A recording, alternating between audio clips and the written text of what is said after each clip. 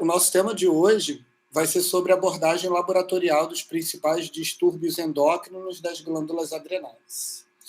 Eu não sei se vocês já estão gravando, quem normalmente até faz a gravação é a Aline. Aline, você está por aí? Fala até no microfone, por favor, se puder. Eu estou aqui, Fabrício, mas às vezes a Aline coloca para gravar, mas ela às vezes tem outra aula lá, ela está sem microfone, alguma coisa, ela está falando no chat. Ah, sim. E aí ela então está gravando? Só para não correr o risco de ficar sem a gravação também, né? Depois o pessoal pede lá a gravação, a gente não tem. Ela está sem microfone. Mas... Ela está gravando. Acho. Então tá ótimo. Perfeito. Então vamos nessa. Só para a gente já garantir também a gravação. Com relação a esse tema, pessoal, ele é um tema que complementa assim, né, essa questão do sistema endócrino, o estudo do sistema endócrino.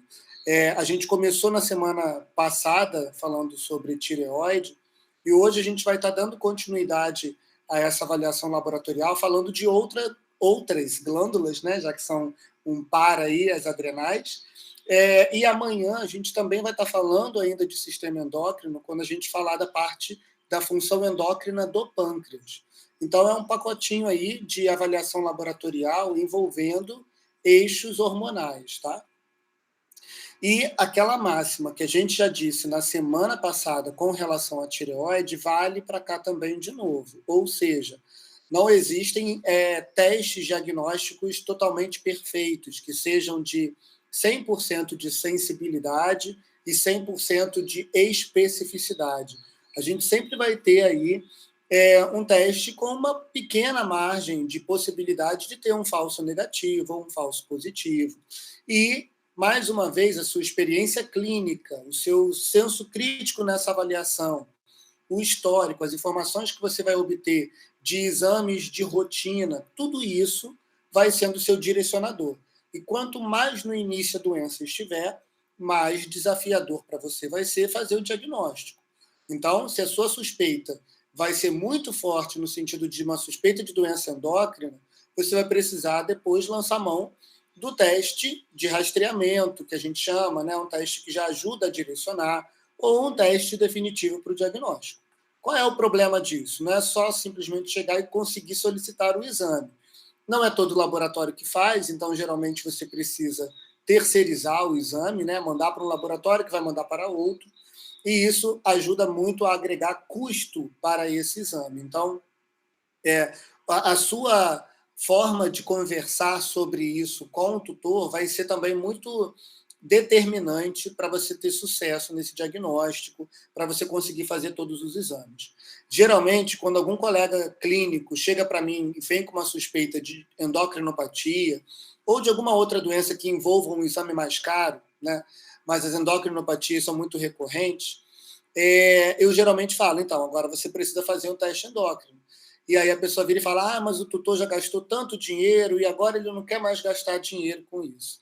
Aí eu falo, então a gente vai ficar com um exame de triagem, como hemograma e bioquímica, que pode ser alteração de várias outras coisas, né? A gente não vai ter conseguido fechar o diagnóstico laboratorial direitinho da maneira como a gente deve fazer.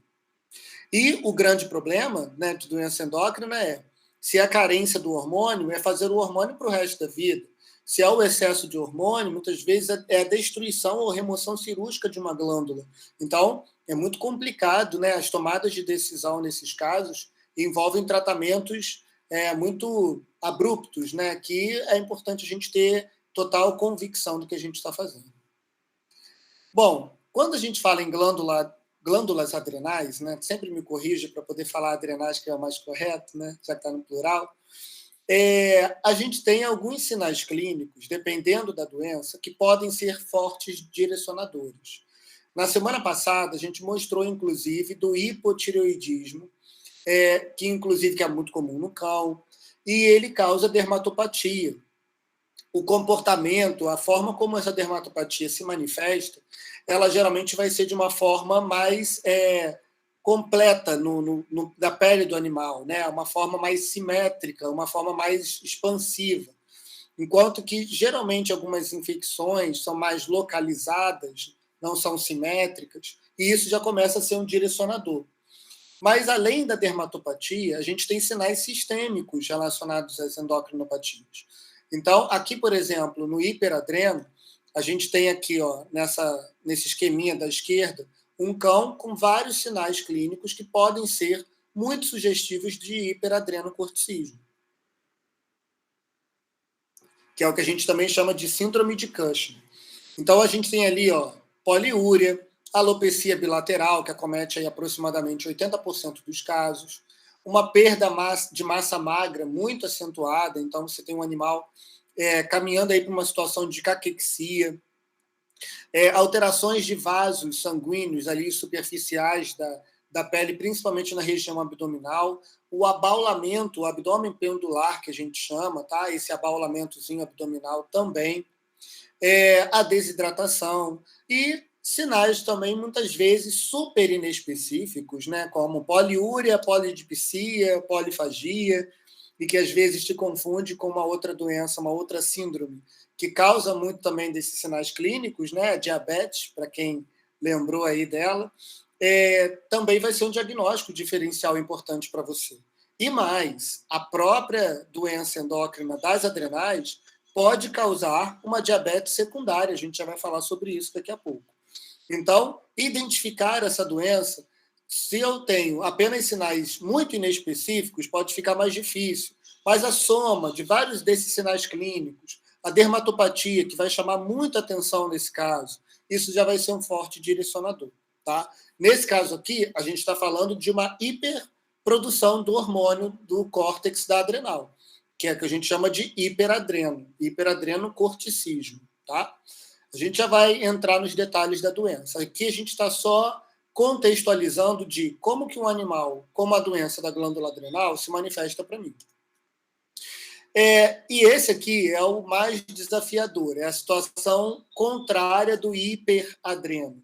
Aqui agora a gente está falando do hipoadrenocorticismo. Então seria uma deficiência para a produção dos hormônios do córtex da adrenal. Aqui é mais desafiador por quê? Os sinais clínicos até, eles são, a gente chama que o hipoadreno, ou a doença de Addison, tá? Também leva esse nome aí de epônimo, né? A gente já vai mostrar ali no outro slide. Essa doença, ela mimetiza outras doenças que são muito comuns, como, por exemplo, uma doença renal ou alguma alteração de trato gastrointestinal. Então, até a gente chegar ao diagnóstico do hipoadreno, é bem mais complicado. Porque o que o animal manifesta? Ele manifesta prostração, uma perda também um pouco de massa muscular, tremores, o que pode até confundir um pouco com os sinais clínicos de doenças virais caninas, né? A sinomose, no caso, vômito, diarreia, desidratação. Então, nada muito específico, não tem nada que escreva na testa dele, eu tenho hipoadrenocorticismo. Então, a gente vai ver que o diagnóstico aqui vai ser bem desafiador. E aí é onde entra a importância do laboratório. É o momento no qual você faz dosagens hormonais, que você faz testes dinâmicos, e assim você fecha o diagnóstico. Tá? Então, a gente tem duas situações aqui que a gente vai estar comentando na aula de hoje, o hiperadrenocorticismo e o hipoadrenocorticismo, e como que essas situações são desafiadoras para a gente na rotina.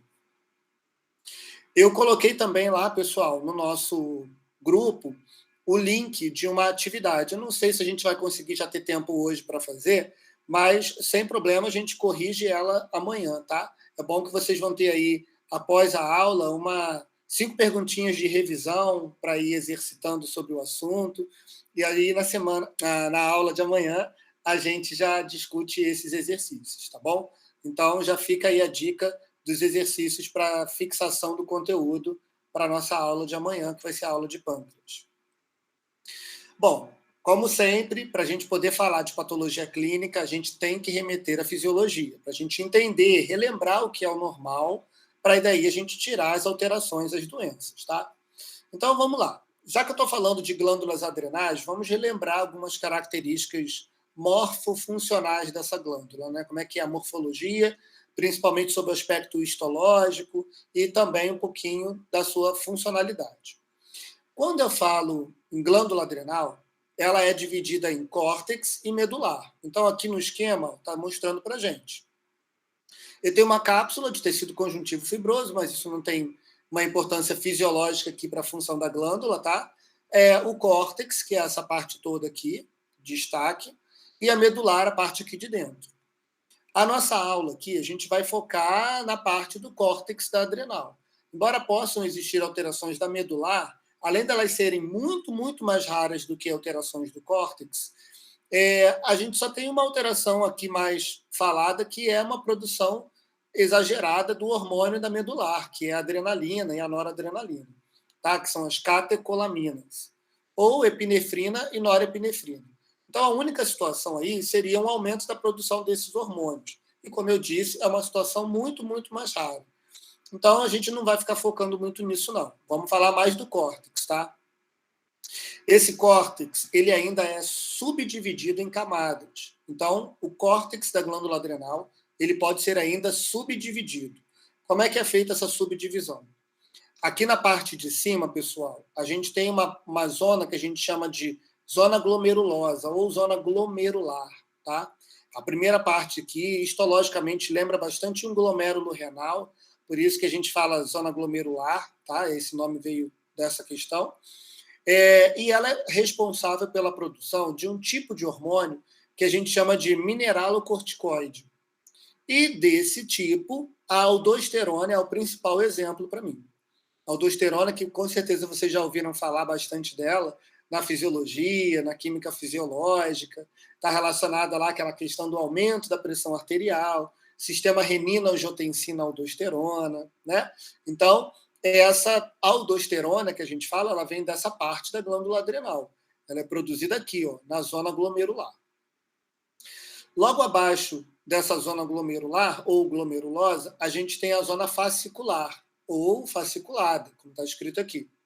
E ela é responsável pela produção dos glicocorticoides. Então, mineralocorticoides, zona glomerular. Glicocorticoides, zona fascicular. Tá? Tudo isso ainda no córtex da glândula adrenal.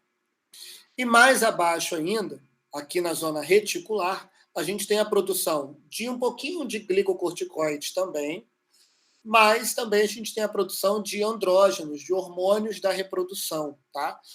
Dependendo da espécie animal, essa produção de hormônios ali, de esteroide gonadal, que está sendo fora aí das gônadas, né? Mas são os hormônios esteroides da reprodução, ela pode ser mais significativa em algumas espécies. Então, quando tem, por exemplo, doenças envolvendo essa parte da glândula adrenal, é que a gente nota essas alterações mais significativas para algumas espécies animais. Mas isso fica mais voltado para furões, por exemplo. A gente vê relato na literatura de que esses animais, né, os furões, poderiam ter mais facilmente acometimento dessa zona. Quando eu falo de cachorro, gato, equino, essas espécies a gente não tem relatos aí de alterações envolvendo a zona reticular. Geralmente, a gente vai ficar com a zona glomerular e a zona fascicular.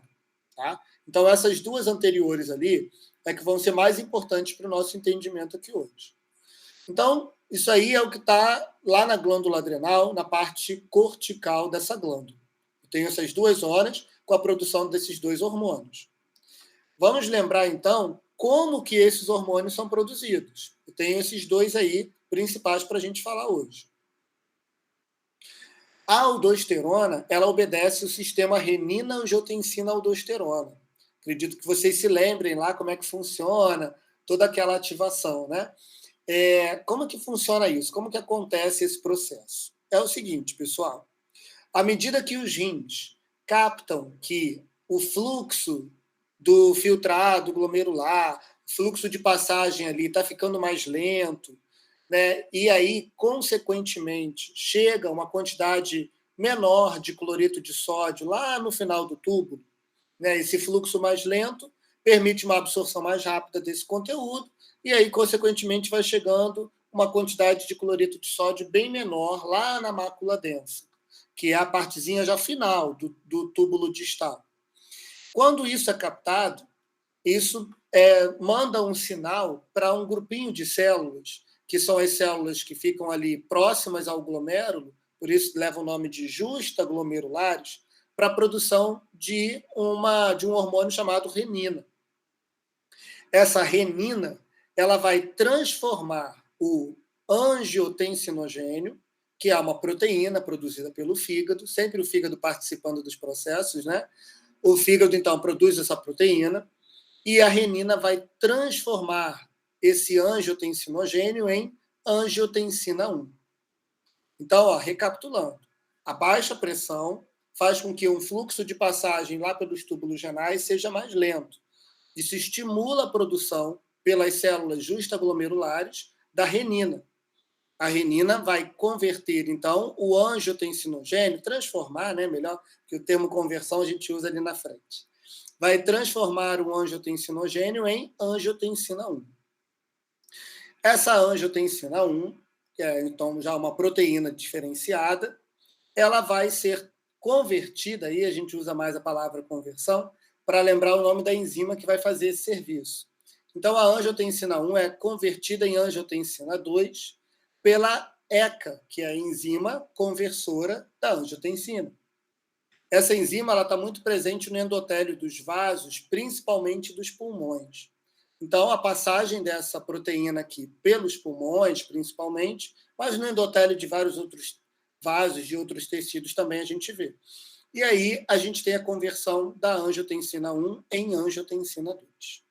A angiotensina 2 ela vai promover uma série de efeitos pelo corpo, de modo a tentar aumentar a pressão arterial. Conforme aumenta a pressão arterial, aumenta o fluxo de passagem lá pelos túbulos renais. Então, cessa aquele estímulo da renina, tá? Então, se a pressão está baixa, eu ativo esse sistema para que eu possa, no final, aumentar essa pressão. Bom, quais serão as ações que vão aumentar a pressão arterial? A ação número 1 aqui, por exemplo, promover vasoconstricção. A ação número 2, aumentar a reabsorção renal já de cloreto de sódio. E, mais ainda, vou potencializar esse efeito à medida que eu tenha uma liberação da aldosterona. A aldosterona, então, é que vai potencializar bem essa questão de maior reabsorção de cloreto de sódio pelas células tubulares renais. À medida que a gente reabsorve mais cloreto de sódio, é só a gente lembrar daquela máxima que a gente já conhece, né? O sal aumenta a pressão. Então, o efeito osmótico, atraindo mais água, aumentando essa reabsorção de água também, vai favorecer aí mais adiante o aumento da pressão arterial. A aldosterona, ela vai ser responsável por aumentar a reabsorção de cloreto de sódio e também de excretar o potássio. Então, reabsorvo o sódio e excreto o potássio. Gente, anotem essa informação, porque vai ser muito importante na hora que a gente estiver pensando em doença. Doença é bagunça nesse sistema aqui, tá? Então, se a gente lembrar bem do fisiológico, a gente lembra e associa o patológico. A aldosterona promove reabsorção de sódio e excreção do potássio lá pelas células do túbulo renal. Ok? Vai estimular o centro da sede também, vai estimular, né, a angiotensina aqui, tá? Principalmente. Vai estimular o centro da sede, vai estimular a liberação do ADH, vários mecanismos de modo a tentar aumentar a pressão arterial, consequentemente aumentando o fluxo tubular ali, que foi o estímulo inicial, né, para desencadear o sistema renina, angiotensina, aldosterona. Tudo bem? Até aqui não foi nada de patologia clínica, né? Foi mais uma recapitulação da fisiologia, do funcionamento ali da glândula adrenal quanto à produção da aldosterona.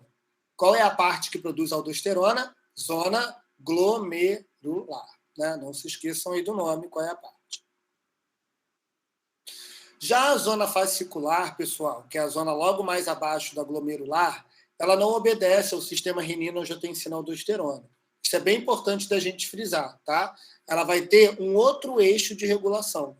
A zona fascicular, que é a produtora de glicocorticoides, no qual a gente destaca principalmente o cortisol, mas a gente sabe que existem outros hormônios também de natureza de glicocorticoide, mas a zona fascicular ela vai obedecer ao eixo hipotálamo e hipófise adrenal.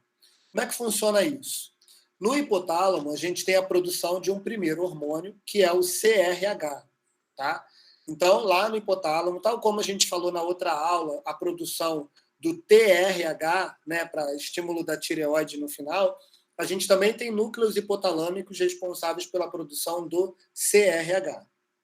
À medida que eu tenho a liberação do CRH, logo depois eu venho para, aqui pego a carona do sistema porta-hipofisário, né? Rapidinho chego aqui e estimulo a parte da hipófise anterior, ou adenohipófise. E aí a gente vai ter a liberação do ACTH, que é o hormônio adrenocorticotrófico, ou seja, ele tem tropismo, né? Ele é adrenocorticotrófico, ele vai ter tropismo pela glândula adrenal, pela camada do córtex da glândula adrenal. Então, CRH estimula a hipófise libera o ACTH, e o ACTH vai lá e estimula a zona fasciculada da adrenal, do córtex da adrenal, a produzir o cortisol. Então, a segunda zona, a zona logo abaixo da zona glomerular, é a zona fasciculada e que obedece a esse eixo aqui. Esse eixo, ele segue aquela regulação do feedback negativo. Embora a gente tenha outras situações que acabem influenciando aqui também nessa liberação, há situações estressantes, né, estimulam a liberação também desses hormônios, o próprio ciclo circadiano, então, o que faz a gente, se todo dia a gente coloca o despertador para tocar num determinado horário, né, depois de um tempo você acorda mesmo sem despertador, isso está muito relacionado à liberação cíclica desses hormônios. Então, o cortisol, ele também é um hormônio responsável por acordar a gente aí de manhã. Mas, além dessas outras influências, a que principalmente vai regular esse eixo aqui é o feedback negativo, no qual a gente vai ter o cortisol inibindo a liberação do ACTH e inibindo a liberação do CRH hipotalâmico, tá? Dessa forma, a gente regula a liberação do hormônio no final. Então, se eu começo a produzir esses hormônios aqui na sequência e aumento muito o cortisol, o aumento da concentração do cortisol no sangue faz o feedback negativo com os dois anteriores. Até aqui tudo bem, pessoal? O que é importante da gente reconhecer aqui agora? Que zona glomerular, aldosterona, é sistema renina-angiotensina-aldosterona. Zona fascicular, cortisol, é o eixo hipotálamo-hipófise adrenal, tá? São formas de regulação diferentes. Bom, e quais doenças, então, entrando agora na patologia clínica, quais doenças a gente vê envolvendo glândulas adrenais? Vamos lá. A situação de diminuição da produção daqueles hormônios, tá? Isso pode se aplicar tanto aos hormônios produzidos na camada glomerular, os mineralocorticoides, tá? A aldosterona, como também pode se aplicar ao cortisol, tá? Dependendo de como foi esse acometimento. Então, eu posso ter tanto a diminuição da aldosterona quanto a diminuição do cortisol, ou até mesmo, como é mais comum, a combinação dos dois, porque está atacando o córtex da adrenal, tá? Então, eu chamo essa situação de hipoadrenocorticismo. E como a gente tem aí, por questões, né, clássicas dos epônimos, né, a gente tem muitas vezes a referência ao nome doença de Addison, nesse caso, tá? Então, pode ser que vocês ainda vejam bastante esse nome. Mas, hoje em dia, eu vejo bastante nos livros mais atuais eles se referirem a hipoadrenocorticismo. Igual a gente falou lá na tireoide, quando a gente tinha um acometimento inicial da própria glândula, e não de alguém que influenciasse essa glândula, aí, nesse caso, quando eu tenho da glândula primária ali, quando a própria glândula está com alguma doença, eu chamo de hipotireoidismo lá primário. Aqui, então, eu vou chamar de hipoadrenocorticismo primário. Ou seja, o acometimento é a própria glândula adrenal. Professor, o que poderia levar a um acometimento da própria glândula adrenal? Né? Algo que destruísse essa glândula? Isso aí, exatamente.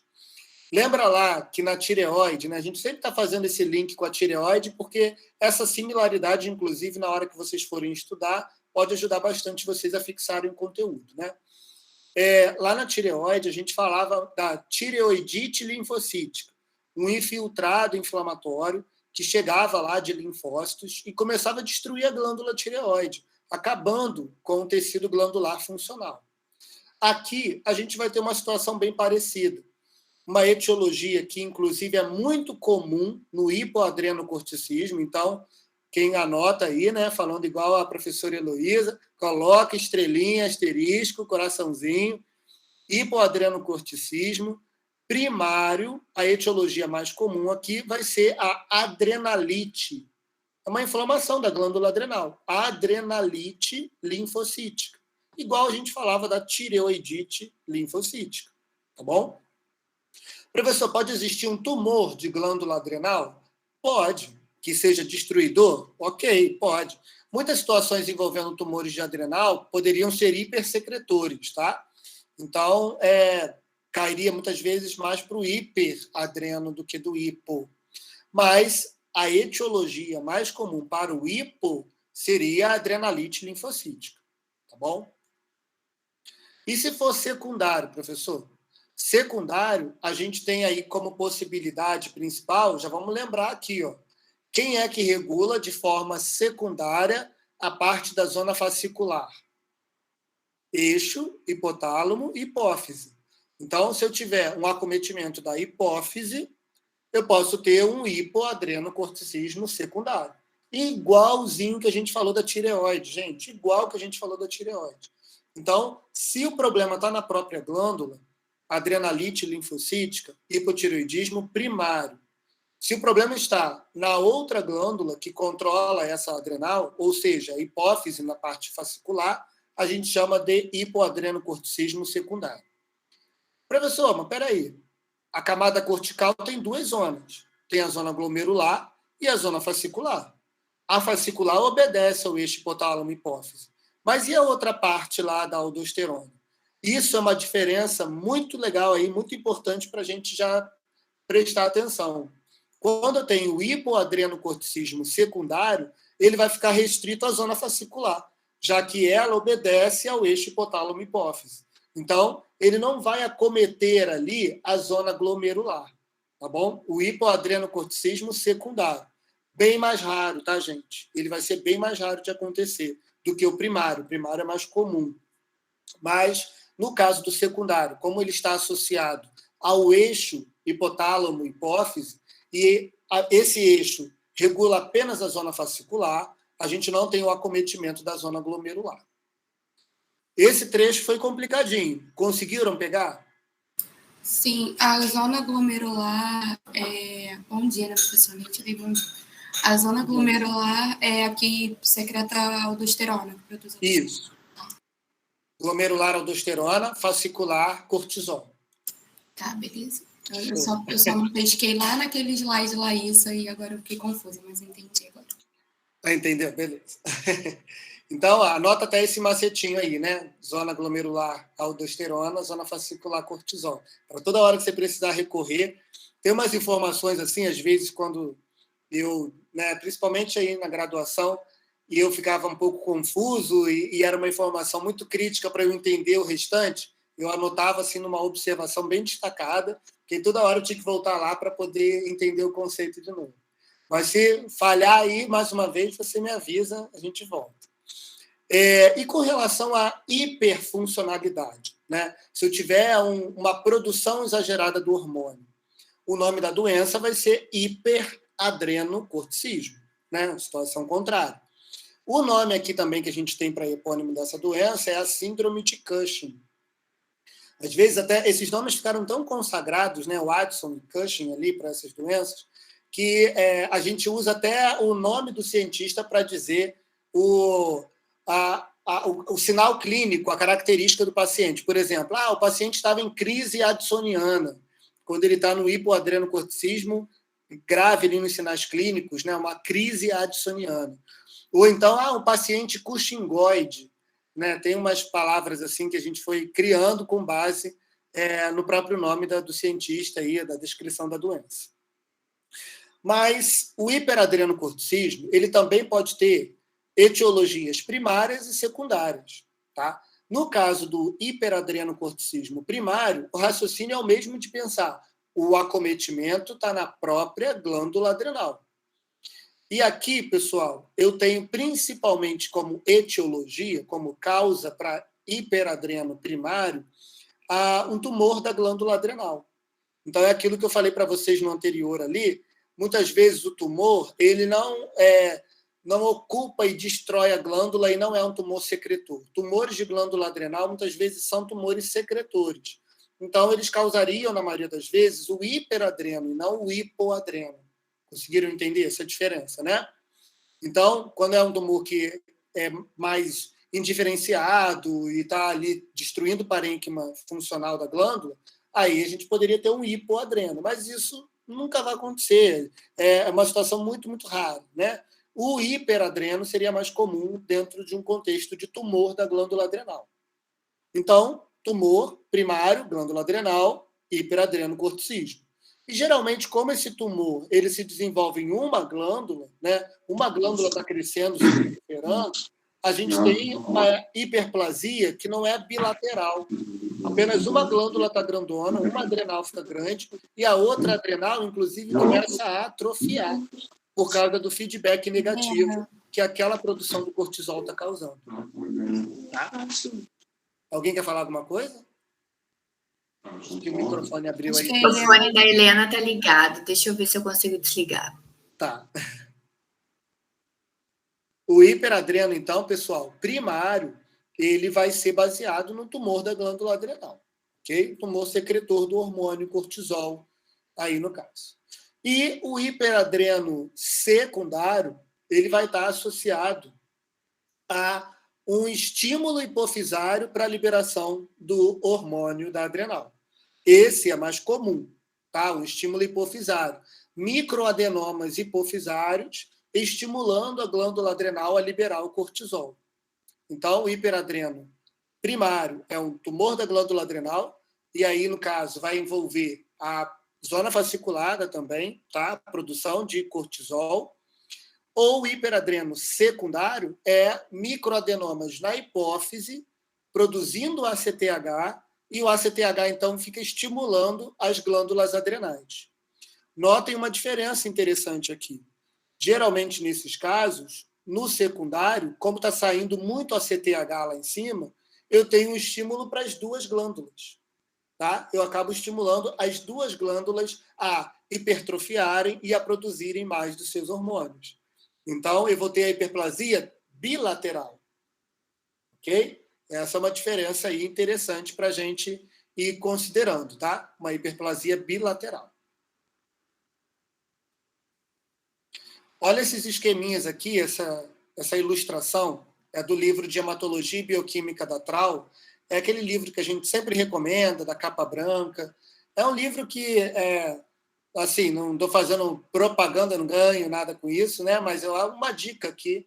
E eu acho que é um livro bem interessante para ser adquirido, vale a pena ser comprado, mesmo para aqueles que querem fazer clínica, né? Que não pretendam seguir para patologia, como a Ana, que quer ser patologista, né? Patologista gateira. E aí, vale a pena ter esse livro, porque ele é um interessante livro de consulta também, tá? E ele traz umas ilustrações, ele é bem didático. Tem uma ilustração dele que eu gosto bastante, que justamente fala aqui, né, do hipoadreno, cita as possibilidades. Então, uma glândula normal, a gente vai ter a hipófise liberando o ACTH, estimulando ali a produção do cortisol pelas duas glândulas adrenais, né? Hipófise, eixo hipotálamo, hipófise adrenal, normal.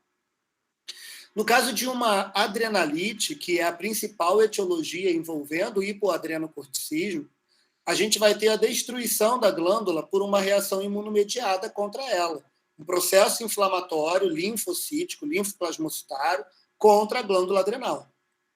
E aí a gente vai ter um aumento da produção do ACTH, porque eu perdi aquele feedback negativo que inibia a hipófise e o hipotálamo de produzirem seus hormônios. Então, se eu perdi a produção do cortisol porque a glândula está sendo destruída por uma reação inflamatória, eu logo tenho um aumento da produção do ACTH. ok? Do lado de cá, na letra C, a gente já teria uma etiologia secundária. Então, é um tumor na hipófise, na região ali da hipófise, o tumor está crescendo, e aí esse tumor de outro tipo celular, por exemplo, está esmagando as células ali, os corticotrófos, né, diminuindo cada vez mais essa população, não tem liberação do ACTH. E aí, nesse caso aqui, ó, da letra C, a gente não tendo a produção do ACTH, hipoadrenocorticismo secundário. Tá? O problema não era a adrenal, o problema é o tumor na hipófise. Então, é quem estimula a adrenal. A letra D, pessoal, é uma situação, né, que também muitas vezes a gente vê como secundária, as pessoas dão o nome de secundário também, né, hipoadrenocorticismo secundário, mas é secundário a um efeito de administração de corticoterapia. Isso aqui acontece muito quando é necessário, aí, né, quando às vezes o tutor faz inadvertidamente, ou por um efeito de corticoterapia muito prolongado, que precisa ser feito no animal. E aí, se você não faz o desmame, se você não fez aquela situação de ir diminuindo a quantidade de corticoide administrada, você não vai acordando a glândula adrenal de novo do animal.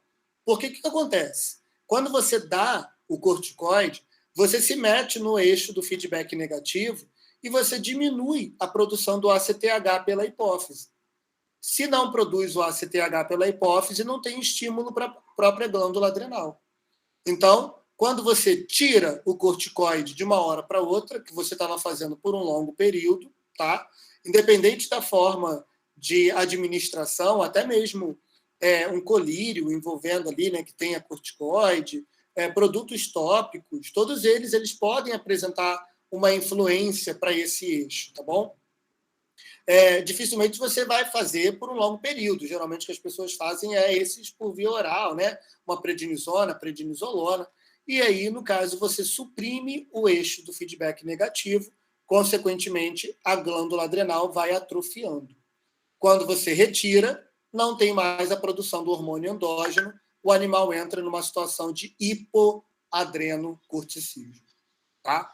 Então, essa outra letra D aqui, a gente também pode considerar como hipoadreno secundário, mas vai ser um hipoadreno iatrogênico, como a gente fala. Qual é a etiologia mais comum? A adrenalite linfocítica, a menos que você considere, né, a suspensão inadequada do tratamento aqui também de corticoterapia. Então, o ideal é a realização do desmame para que a gente possa ir, aos poucos, retomando a produção do ACTH hipofisário. Professor, qual o nome do livro que eu não peguei? O nome do livro é o Hematologia e Bioquímica Clínica, aquele livro que eu coloquei lá no grupo, de capa branca. Tá bom, mas eu não vou ser patologista, tá? Só perguntou o nome do livro por esporte ali, só para dar uma estudadinha, quem sabe. Não, eu perguntei porque o colega Lucas perguntou e eu estava com pena dele que ele não tinha pego.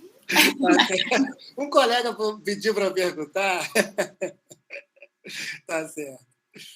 O hipoadreno, pessoal, quais vão ser os sinais clínicos? A gente até comentou aqui no início, né? É bem desafiador o hipoadreno, tá? Principalmente numa situação que a gente chama de hipoadreno atípico. Eu adoro esse nome, né? Porque é aquela coisa, você escuta falar de uma doença que já é desafiadora na sua característica típica. Imagina o atípico, né? Vai ser ainda pior para a gente conseguir pegar. Tem alguns colegas clínicos, né, que a gente conversando sobre essas doenças, às vezes falam, eu acho que às vezes podem passar animais com hipoadreno e que a gente não consegue diagnosticar exatamente a doença endócrina. E às vezes quando a gente fica ali naquela persistência de sinais clínicos que são inespecíficos e a gente vai tratando as outras coisas, não consegue fechar totalmente diagnóstico. É desafiador? Né? Mas eu acho que o desafiador é o mais legal da história. Né? O patologista clínico adora os desafios diagnósticos para ficar pensando ali nas possibilidades. Mas o que eu quero dizer com hipoadrenocorticismo atípico é o seguinte, qual é a etiologia principal do hipoadreno, gente? Ana, já conseguiu lembrar? Já conseguiu decorar qual é a etiologia principal do hipoadreno? Da inflamação, né? Perfeito. Isso aí. Adrenalite linfocítica, exatamente. Ou seja, etiologia primária, né? Então, se essa situação de adrenalite se inicia lá na zona fascicular, sem acometer ainda a zona glomerular, porque à medida que esse problema vai se expandindo, começa a causar a inflamação também na zona glomerular. Então, se ele está iniciando ainda, é quando você vê esse hipoadreno atípico. Porque, olha só, se ele está acometendo apenas a zona fascicular no início, eu só vou ter sinais clínicos, alterações relacionadas ao cortisol e não à aldosterona. Conseguiram captar essa diferença, né? O início de um hipoadreno por adrenalite linfocítica geralmente vai ter acometimento da zona fascicular e depois da zona glomerular. Então, geralmente, esse hipoadreno atípico é o hipoadreno no início da doença. Então, por isso que acaba sendo mais desafiador para a gente. Tá? Por isso que ele acaba sendo um pouco mais desafiador. Agora, à medida que a doença se expande, progride, aí você vai ter tanto os sinais clínicos do cortisol, quanto os sinais clínicos da aldosterona em falha, né, em menor quantidade. E aí entra um desafio importante, que é o seguinte: é aquele animal que chega com algumas alterações e que, às vezes, por alguns sinais clínicos, ou até quando o veterinário não sabe muito o que fazer, né, o que não é legal, mas a corticoterapia ela entra em muitos protocolos. E justamente corticoide é o que é o tratamento para esse animal. Então, ao fazer a corticoterapia aqui, você resolve os sinais clínicos e o animal fica bem. Mas quando passa o efeito desse corticoide, volta tudo de novo. Então, como aqui a deficiência do corticoide é a chave do problema, a corticoterapia, a fluidoterapia, que ele muitas vezes pode chegar desidratado em função dos sinais clínicos de poliúria, que a gente já vai falar aqui como é que funciona, como é que acontece, mas ao restabelecer o equilíbrio ali hídrico para o animal, né, reidratá-lo e fazer a corticoterapia, que pode entrar em alguns protocolos, você vai ter a recuperação dos sinais clínicos. Então, aí, mais cara, mais ainda doença para você, tá? Mas vamos à lista dos sinais, principalmente pensando no hipotípico. O hipoatípico, que inclusive eu tenho um caso aqui para mostrar para vocês no final da aula, o hipoatípico, ele vai ser, então, só baseado em sinais envolvendo cortisol, corticoide, tá? Não vai envolver aldosterona. No hipotípico, eu tenho envolvimento de cortisol e aldosterona.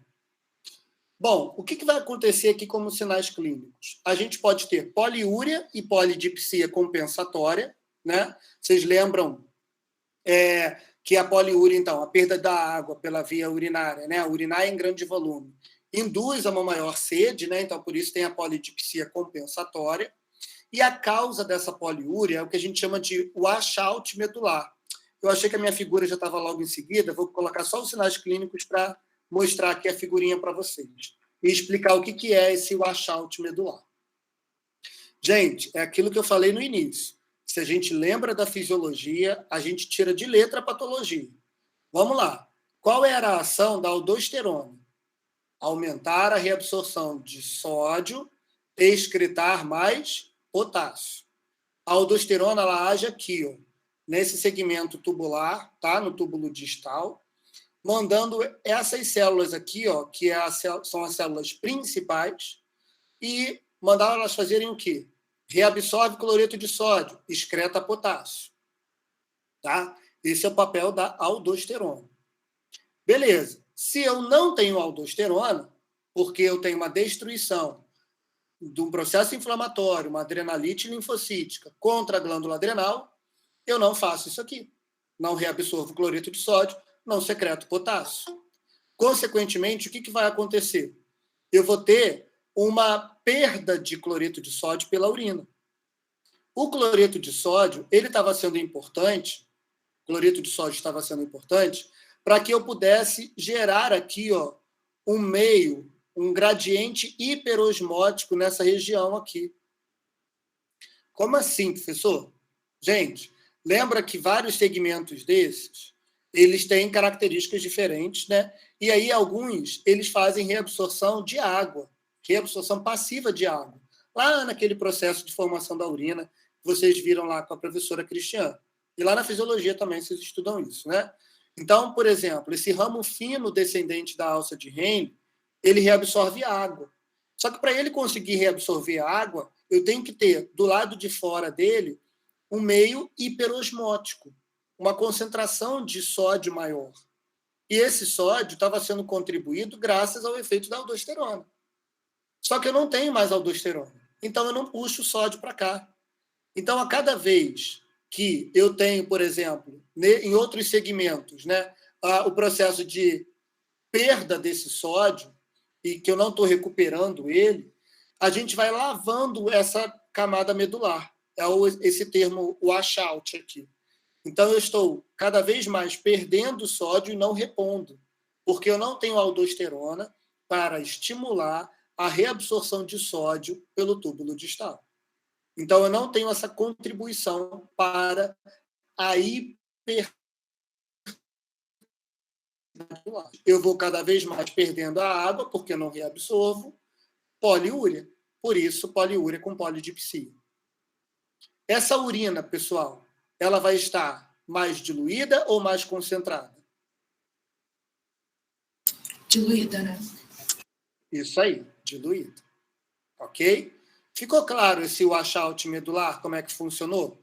Pensa no começo da história, ó, a aldosterona. Eu preciso dela para reabsorver o sódio.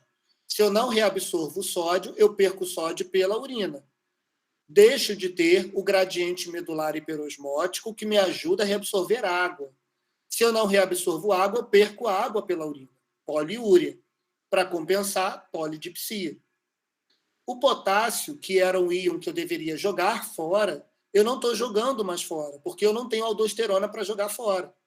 Consequentemente, eu faço uma hiperpotassemia. E essa hiperpotassemia afeta o funcionamento do coração.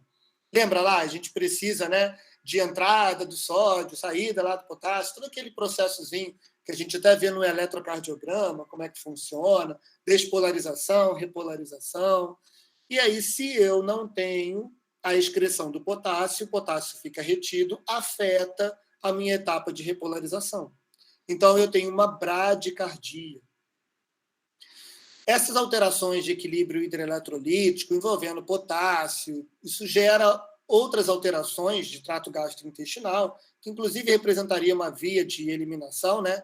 De vômito, anorexia aí também, no caso, né? Por todo esse mal-estar gerado, o próprio vômito em si.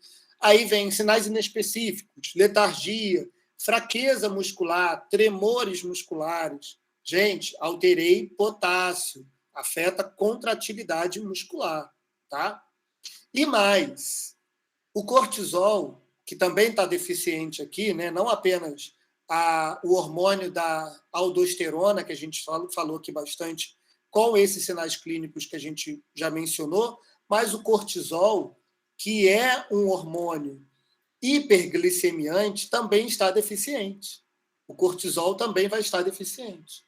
Então, se ele seria hiperglicemiante, ajudando a levantar a minha concentração de glicose, na deficiência dele eu vou ter uma hipoglicemia.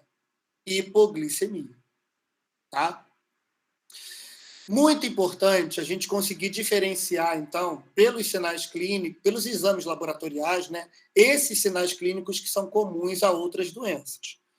Por exemplo, se eu tenho um animal com poliúria, polidipsia, produzindo uma urina muito diluída, inclusive, por essa perda, né, se não compensar reidratando ele, se a polidipsia não compensa a reidratação, ele pode fazer azotemia, que é o aumento de ureia e creatinina no sangue, né, compostos nitrogenados ali. A gente vai ter uma azotemia pela desidratação, azotemia pré-renal. Gente, olha isso, olha o pacote.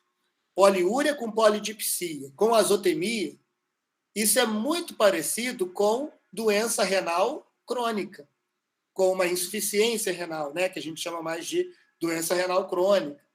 Então, qual é o problema aí?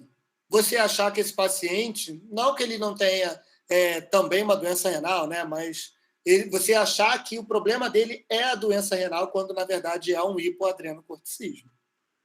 Conseguiram pegar? Olha só, a poliúria e a polidipsia associada a uma azotemia, a uma urina que não está bem concentrada, pode ser bem característico de uma doença renal. Né? Esse tema ele é bem complexo, né? Mas é muito interessante a gente ver o quanto que uma doença ali se iniciando numa glândula adrenal, pelo efeito de supressão de aldosterona e de cortisol, faz uma poliesculhambose aí no corpo como um todo, né? Eu amo essa palavra. Oi? Eu amo essa palavra, poliesculhambose. Pois é, eu aprendi essa palavra na Rural. Não lembro então, agora. É a Ana, né, de produção da Ana Bobs. Ah, não sei se foi ela que criou, que ela tem a cara de ter criado isso, mas... É verdade, é verdade. Então, gente, fiquem atentos a essas características, tá? Pelo efeito de tudo começando ali, né? Os primeiros sinais que a gente listou da aldosterona, tá? Mas também tem sinal envolvendo o cortisol, a questão da convulsão hipoglicêmica. É muito importante também aqui como sinal clínico para chamar a sua atenção no hipoadrenocorticismo. Adrenalite linfocítica, tá? O hipoadreno primário.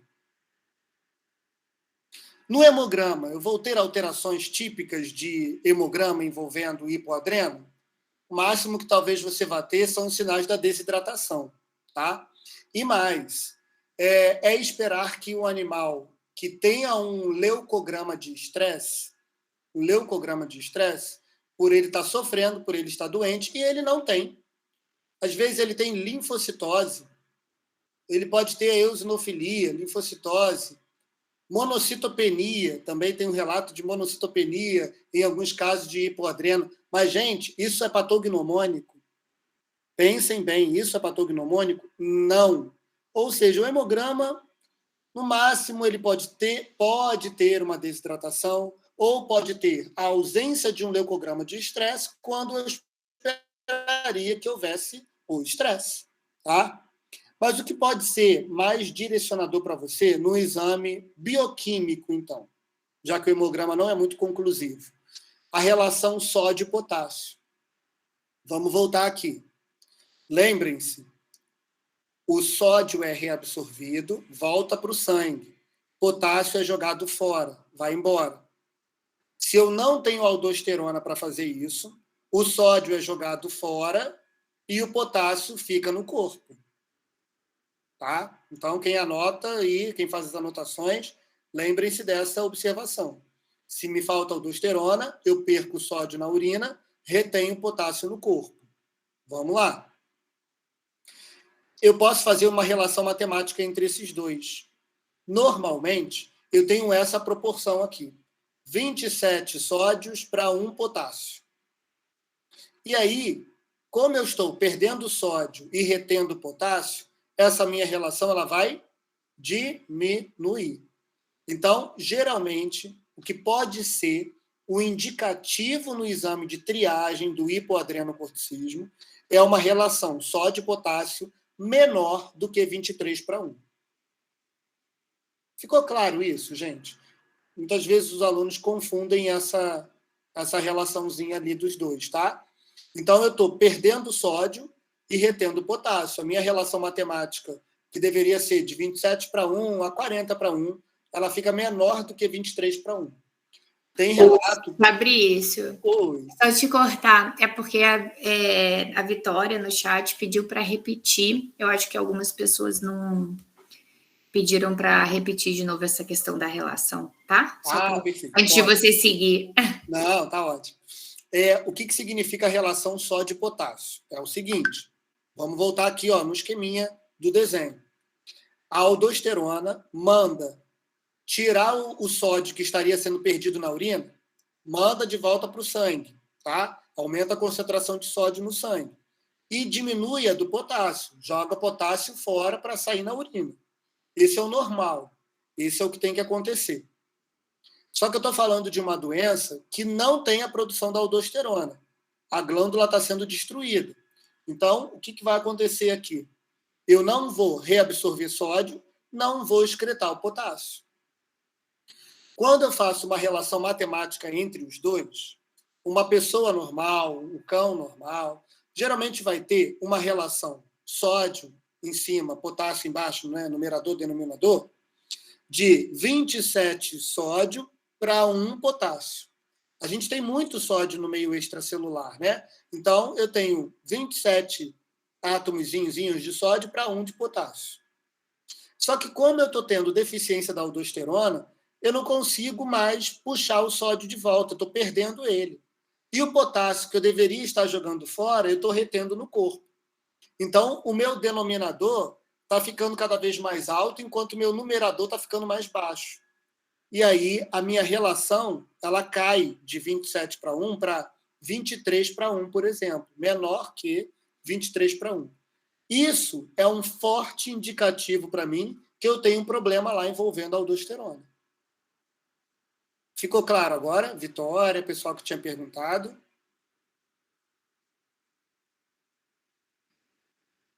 Ou ainda não? Aí, pessoal, inclusive... Ficou assim, o pessoal está falando aqui no chat. Ah, obrigado. Show. Obrigado. Inclusive, muitos relatos a gente vê de que essa relação pode ser ainda menor do que 23 para 1, tá?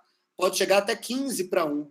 Então, relações assim bem absurdas, muito baixas, 15 para 1, já são muito fortes indicativos de hipoadrenocorticismo, que no caso vai estar envolvendo a glândula na parte glomerular também, produção da aldosterona. Tá? Esse é o achado mais consistente da bioquímica sérica. Outros achados que eu posso ter, a gente até falou agora anteriormente, desidrata muito. Eu posso ter hiperalbuminemia pela desidratação. Lembra? A única justificativa de hiperalbuminemia, desidratação. Pode causar azotemia. Posso ter aumento de ureia e creatinina. Então, azotemia pré-renal em função da desidratação. Quando eu reidrato esse animal, a ureia e creatinina normaliza de novo. Ou seja, aí você também tem um direcionador de que não era a doença renal que ele tinha. Porque ao recuperar a hidratação dele, ele recuperou a ureia e creatinina. Normalmente, no animal doente renal, a menos que ele esteja também passando por uma desidratação, mas eu não consigo trazer, né, dependendo do estágio da doença renal dele, eu não consigo trazer de volta para um valor de normalidade de ureia e creatinina. Bom, bioquímica hepática pode ter alteração? Muito inconsistente, tá? Pode ser que eu veja alteração de enzima de lesão, Alt-Ast. Mas, assim, muito, muito raro de ter. A literatura descreve como muito raro esse acontecimento. Mas a doença metabólica, né, entra naquela lista que a gente falou na aula de fígado. Doenças metabólicas podem causar lesão hepática. Ok? Então, achados envolvendo aí principalmente a desidratação e a relação sódio-potássio. No EAS, no exame de urina, na urinálise tipo 1, né, que a gente chama muitas vezes, esse exame de urina, o que ele teria de alteração aí mais consistente seria a diminuição da densidade urinária. A densidade urinária, ela mede essa capacidade de concentração da urina, né, uma medida da concentração da urina.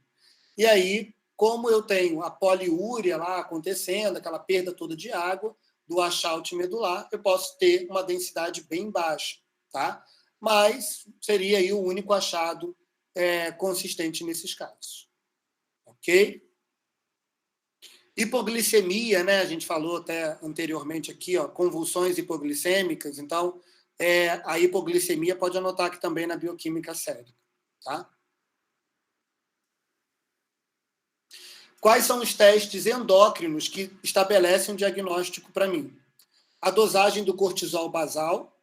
Então, se eu tenho cortisol abaixo do que seria o normal, hipoadrenocorticismo, tá? E aí a gente lembra das etiologias, né?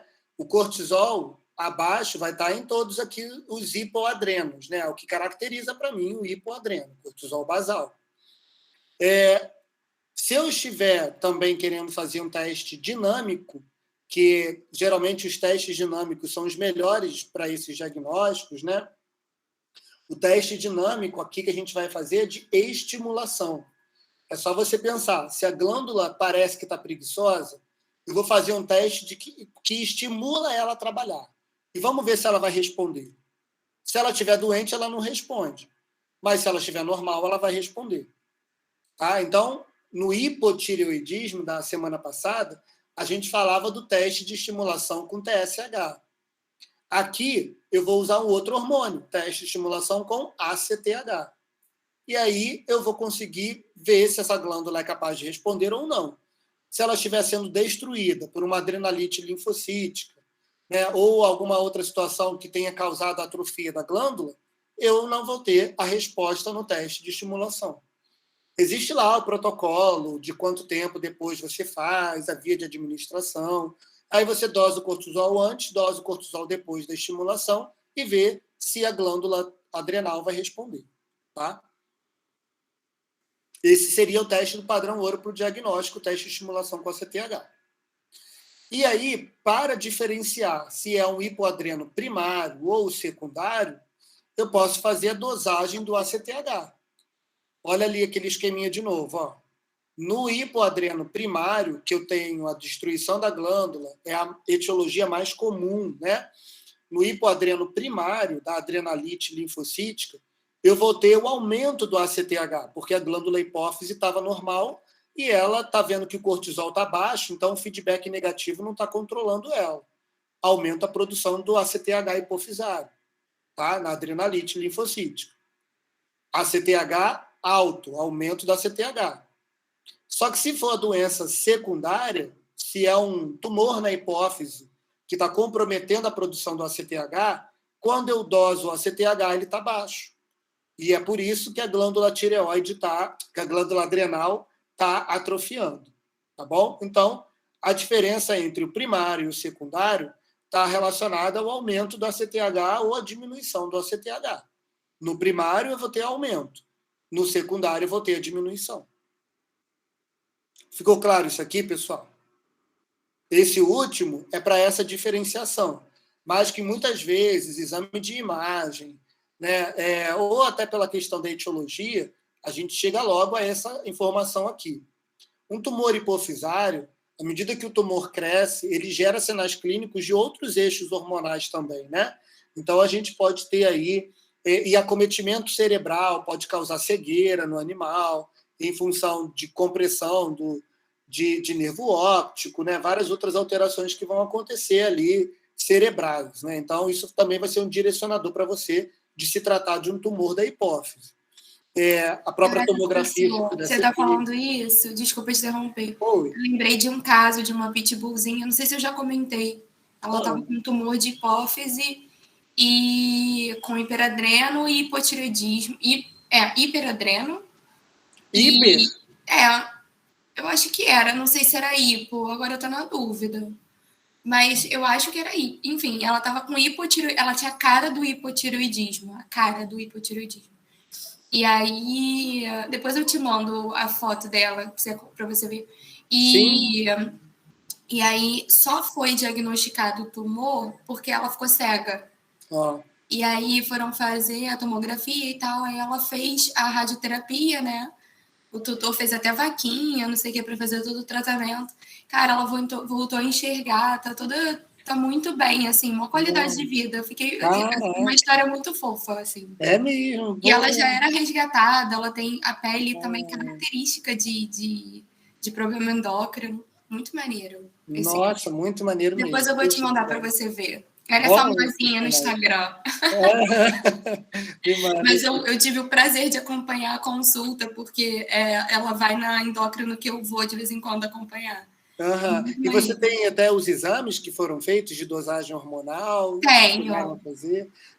Eu tenho, na verdade, o início, porque eu não continuei acompanhando, mas eu consigo fácil. Aí eu te mando. Puxa, que legal. E até, Ana, sabe uma coisa que você pode fazer, às vezes, nesses casos, assim, né? Conversar também com o clínico que acompanha o caso, de você apresentar isso como um resumo de relato de caso em alguns eventos, congressos, esses casos bem interessantes que você acompanhar, podem se tornar resumos para eventos também, né? É verdade. Eu fiquei com vontade, eu vou até falar com ela mesmo. Eu não levei isso adiante, mas realmente é um relato muito legal. Sim, E bem sim. completinho, porque é um tutor que fez todos os exames. Olha isso. Assim, cara, ele encara tudo, é um super tutor, sabe? Aquele tutor dos sonhos, assim.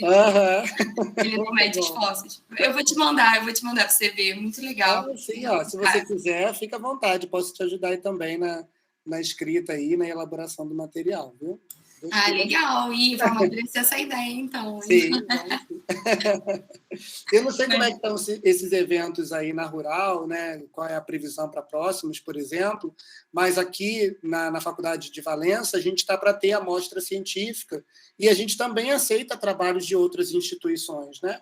Então, se você quiser, às vezes, um outro evento de outra faculdade que você queira, e aí você pode também estar levando para esses eventos, soma no seu currículo, é bem legal. Legal. Pô, eu vou ver isso com ela. Eu adoro a Rafa, que é endócrina, vou falar com ela. Com certeza ela vai me passar tudo, assim. Tá e bom. o tutor também é muito gente boa. Muito bom.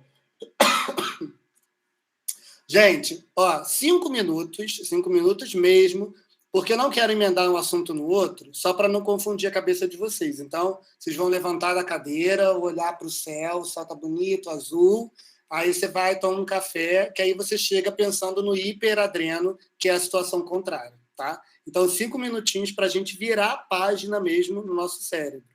Tá? Não acabou, eu gostei desse acabada. Eu estou mais ou menos quase nessa. Não, e adrenais, gente, é um negócio que dá um nó na cabeça da gente, né? Adrenal, eu acho que é uma das aulas mais difíceis. Foi que caiu no meu concurso, nossa. Olha só! Adrenal e tireoide. Se eu posso ser assim, bem. Né?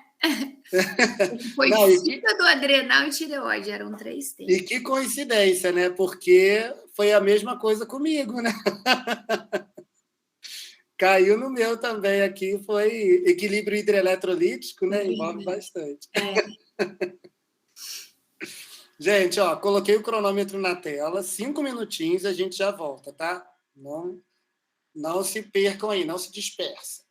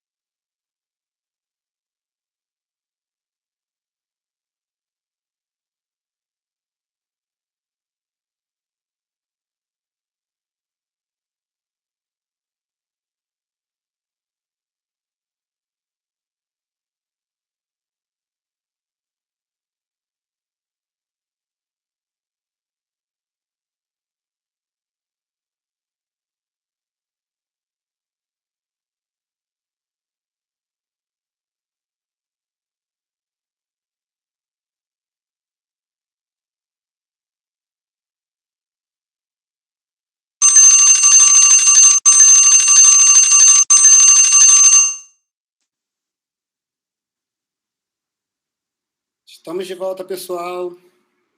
Vou compartilhar aqui novamente a minha tela.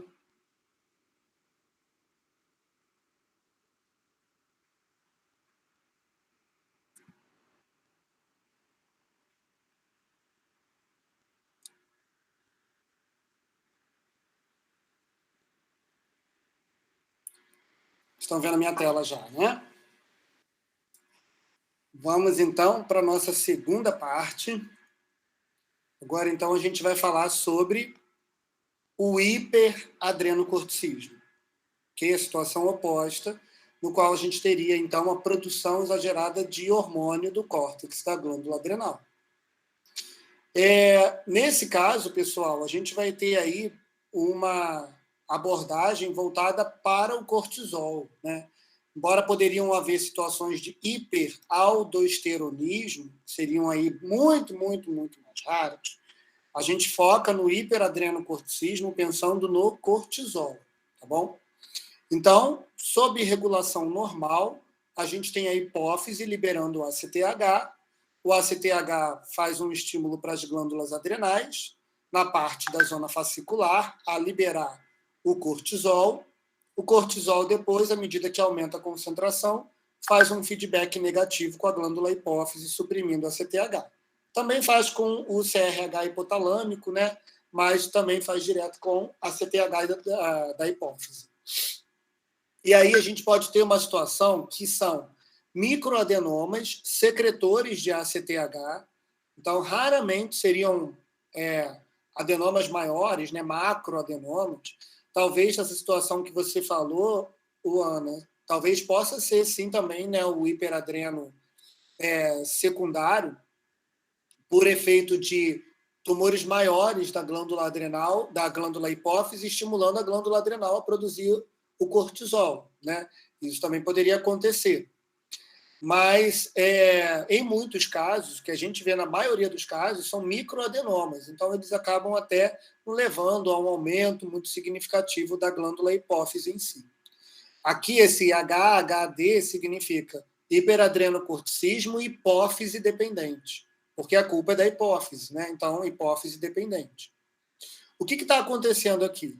Esses microadenomas, né, na verdade, até muitas vezes são vários, eles estimulam a glândula adrenal a hipertrofiar e aí a produzir mais do hormônio. Hiperplasiar, né? A gente tem uma hiperplasia, na verdade, não seria bem hipertrofia o termo certo. Outra situação que a gente pode ter é o iatrogênico gerado pela administração da corticoterapia. Tal como a corticoterapia que eu interrompo pode gerar o hipoadreno, que a gente falou lá no anterior, se eu estiver persistentemente usando um corticoide em dose elevada no animal, eu posso estar fazendo um hiperadreno iatrogênico. Conseguiram entender como é que funciona, né? O hiperadreno iatrogênico também é o corticoide que eu administro. E nesse caso, a glândula pode até entrar numa atrofia. Quando eu suspender essa administração, eu tenho o hipoadreno se instalando, né? Pela deficiência do cortisol, que não vai ter mais o estímulo endógeno para a produção dele, né? Bom, na letra D, a gente tem um tumor da glândula adrenal, um próprio tumor da glândula adrenal, secretor de cortisol. E aí, aquilo que eu falei anteriormente, a hiperplasia no tipo hipófise dependente vai ser bilateral, porque eu estou estimulando as duas glândulas a produzirem cortisol. Na letra D de dado aqui, ó, a gente vai ter o tumor de adrenal, que não tem, a chance de ser bilateral é muito pequena, mas um tumor que está se desenvolvendo em uma glândula adrenal, secretor, produtor do hormônio, e aí, então, você tem a superliberação do cortisol, suprimindo o eixo, né, do feedback negativo, consequentemente, a outra glândula contralateral ela acaba sendo atrofiada. Tá? Professor, pode existir um tumor ectópico em outro tecido que produza ACTH? Pode existir um tumor de outro tecido. Igual a gente fala em várias dessas neoplasias pouco diferenciadas, né? Como o ACTH é um polipeptídeo, às vezes uma neoplasia pouco diferenciada pode produzir o ACTH também. mas também seria uma condição muito rara, tá? A gente acaba tendo mais aqui no hiperadreno, a situação mais comum, a letra B de bola, que é o hiperadreno hipófise dependente. Essa é a situação mais comum para a gente. Esse do hiperadreno, só para contextualizar, né? O hiperadreno hipófise dependente, ele corresponde a 85% dos casos de hiperadreno. 15% é o tipo do tumor cortical da adrenal. Tá? Então, o hipófise dependente é o mais predominante. Isso vai fazer diferença na hora do meu tratamento? Vai. Porque, geralmente, quando é um tumor de glândula adrenal, na maioria dos casos, a indicação é a remoção cirúrgica da glândula, quando é o tumor da glândula adrenal. Tá? Ou, se for fazer somente a quimioterapia, com o mitotano lá, o trilostano, seja lá qual for, que são os fármacos usados para tentar diminuir essa hiperplasia da glândula, é uma quimio um pouco mais agressiva. Tá? É uma quimio com mais intensidade ali no tumor. Se for o hipófise dependente, geralmente você trabalha com as doses menores, um protocolo mais suave. Então, diferenciar se é hipófise dependente ou se é um tumor cortical da adrenal é importante até nessa questão da conduta do tratamento. Na maioria das vezes, no tumor, é a remoção cirúrgica e também por essa questão que eu falei da quimioterapia que é feita.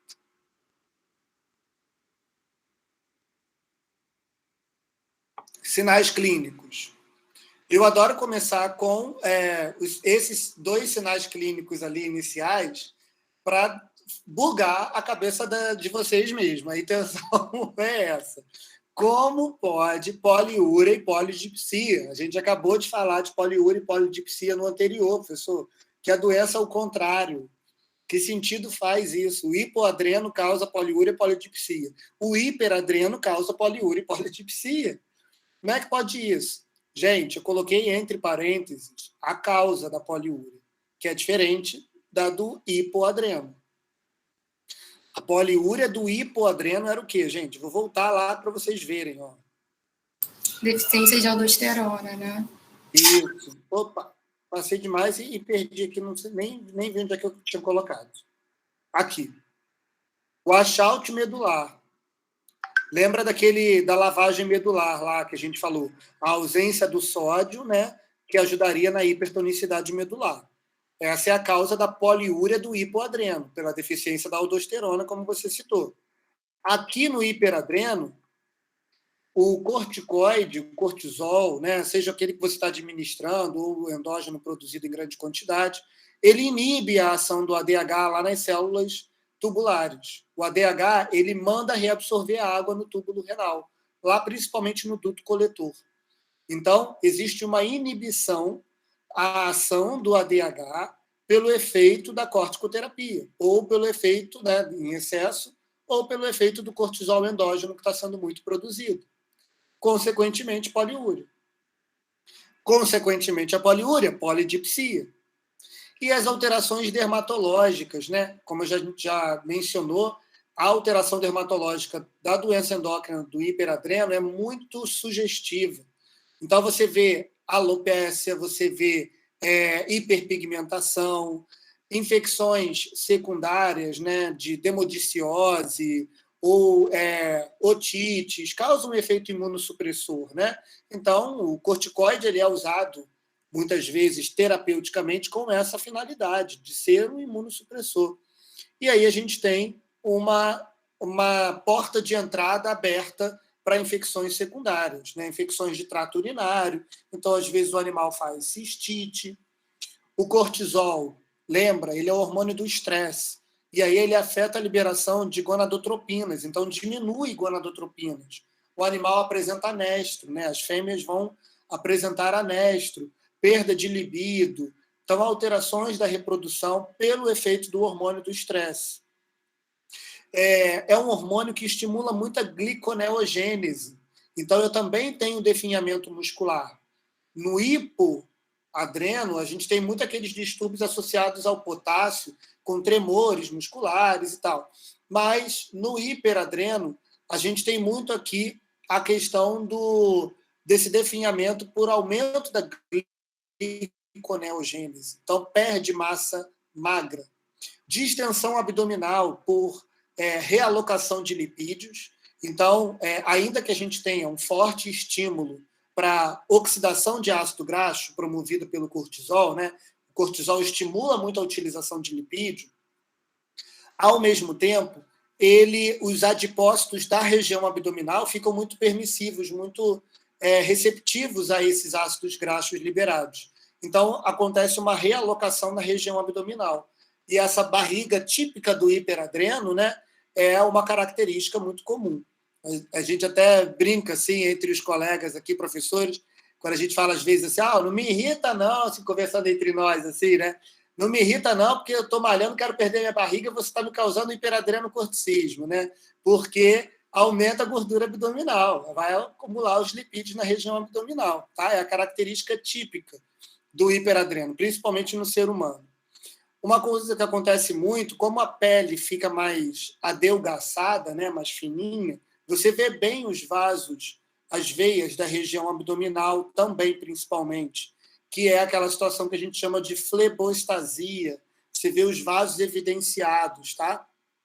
É uma característica também muito sugestiva do hiperadreno, o abdômen pendular e os vasos proeminentes. Pela pele mais adelgaçada, o próprio vaso fica mais fragilizado, porque tem alteração do colágeno do vaso, tá?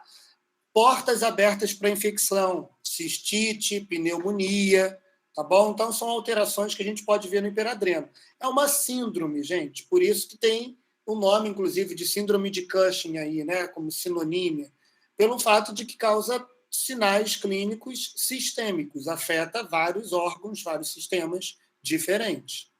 Então, com relação aos sinais mais inespecíficos, lembrem-se de sempre justificar o porquê das coisas, né? Poliúria com polidipsia.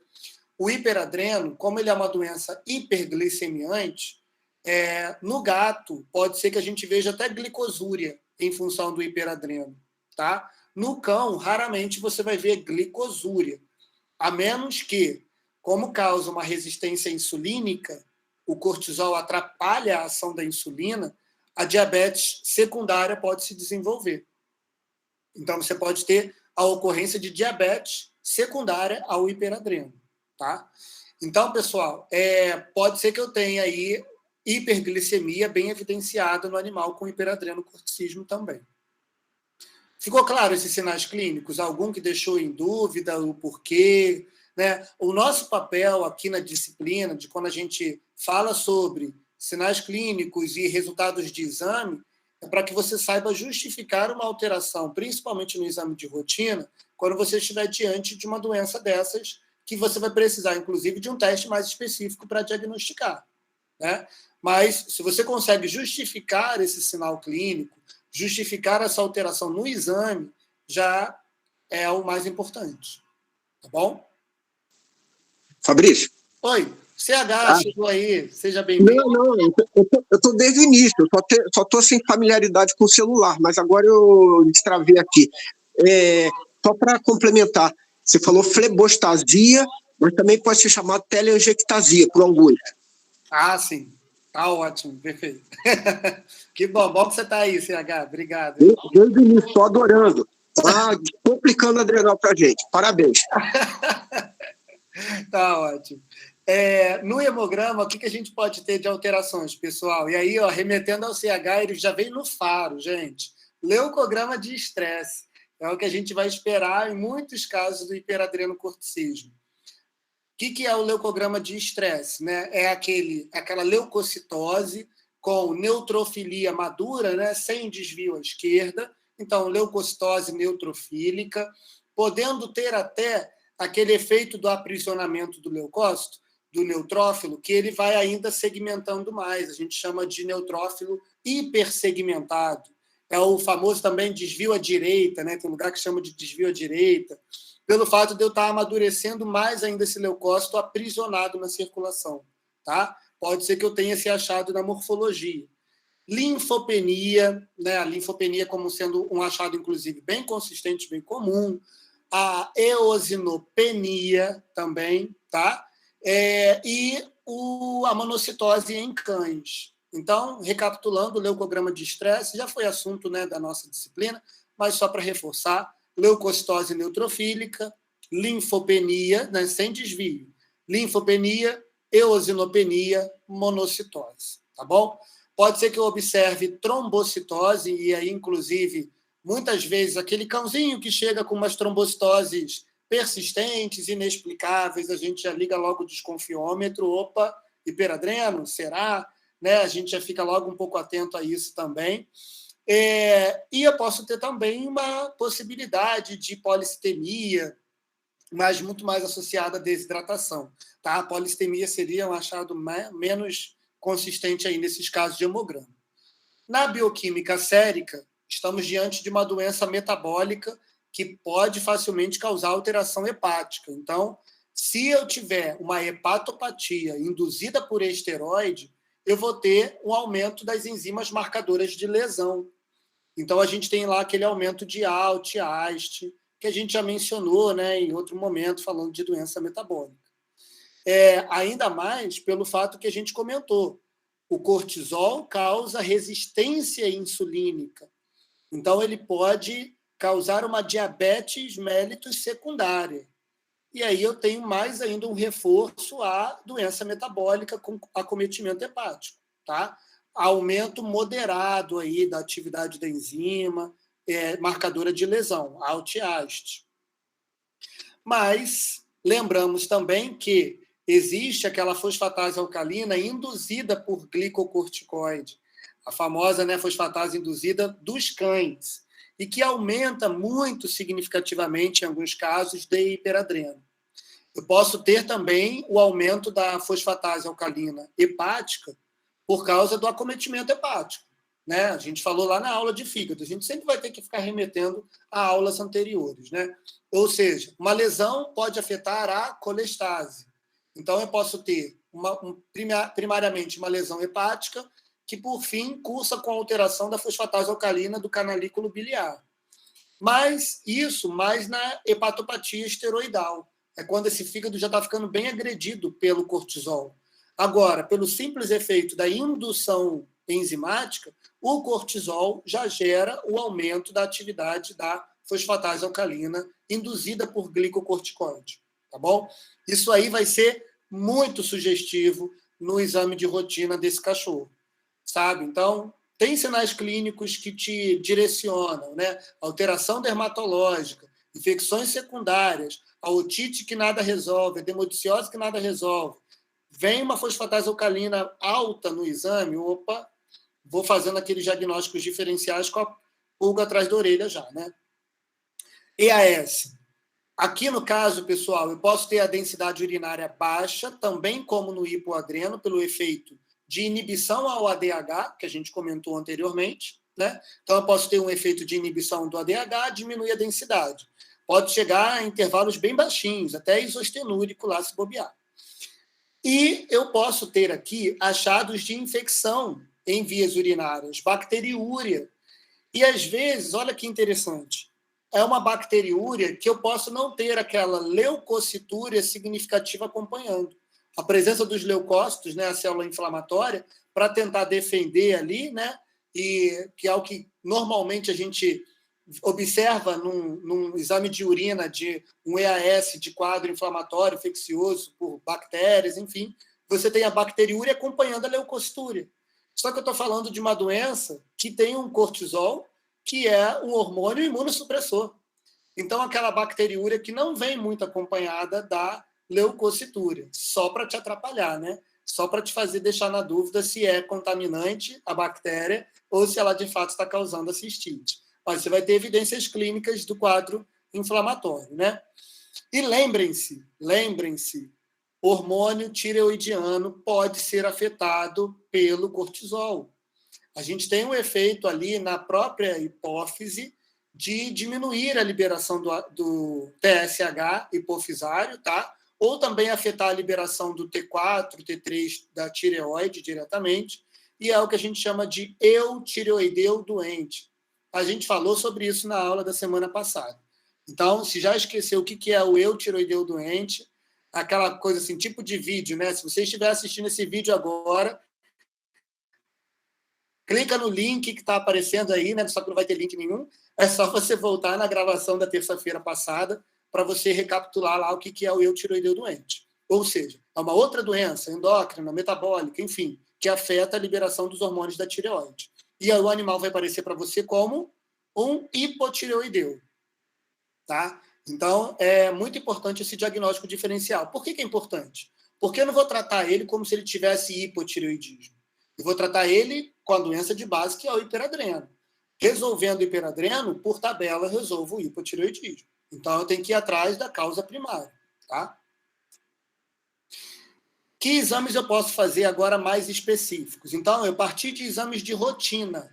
Achei algumas coisinhas sugestivas, agora vou conversar com o tutor e falar, olha, precisamos aprofundar nessa investigação, há uma forte suspeita de hiperadrenocorticismo, né? Se você falar esse nome, o tutor vai cair para trás, mas de uma doencinha endócrina a gente precisa fazer uma investigação adicional.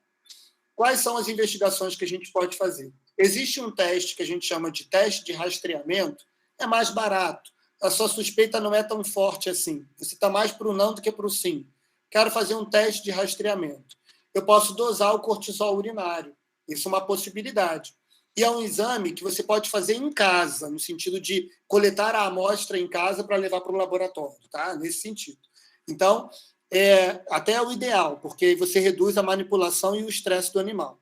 Pode ser por micção espontânea, se eu não for fazer exame completo de urina para outras coisas. Então, eu pego lá a urina, micção espontânea mesmo, levo isso para o laboratório, e aí, né, ou entrega lá na clínica, né, recomendação para o tutor, você dosando o cortisol urinário, o que vai acontecer? Se esse cortisol urinário der normal, isso já me ajuda quase que 100% para descartar a possibilidade do hiperadreno. Só que se ele der aumentado, pode ser o hiperadreno ou pode ser uma liberação de cortisol em função de outra possibilidade de doença que o animal esteja enfrentando. Então, ou seja, eu não fechei o diagnóstico do hiperadreno pelo exame de urina.